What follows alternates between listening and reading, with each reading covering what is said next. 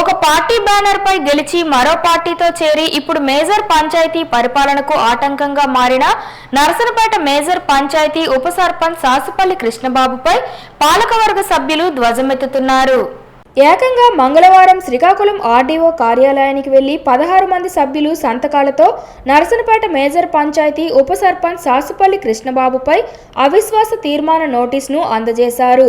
పంచాయతీ పాలనకు వ్యతిరేకంగా పనులు చేస్తున్న ఉప సర్పంచ్ సాసుపల్లి కృష్ణబాబు వ్యవహారం మాకు నచ్చడం లేదని, వెంటనే ఆయన్ను మేజర్ పంచాయతీ ఉప సర్పంచ్ నుంచి తొలగించాలని కోరుతూ అవిశ్వాస తీర్మానాన్ని అందజేశారు.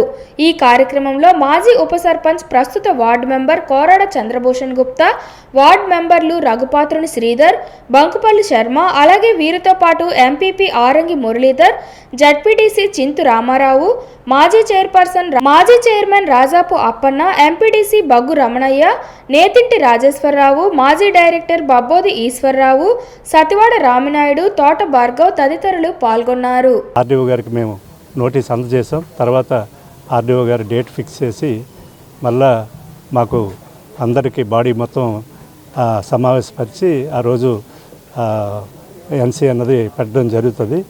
ఈ ఎన్సీ అన్నది ఎందుకు పెట్టామంటే, ఆయన గతంలో ఒక పార్టీలో ఉండి ఇప్పుడు వేరే పార్టీలోకి వెళ్ళి అధికార పార్టీలో ఉంటూ ఆయన చేస్తున్న ఆగడాలు మితిమీరిపోయి అన్ని పంచాయతీకి ఎగనిస్ట్గా కార్యక్రమాలు ఆయన ఒక వార్డు మెంబర్గా ఉండి చేయడం అనేది, పంచాయతీకి ఎగ్నిస్ట్గా చేయడం అనేది కరెక్ట్ కాదు అన్న దృష్టిలో మేము ఆయన మీద ఎన్సీ పెట్టడం జరిగింది.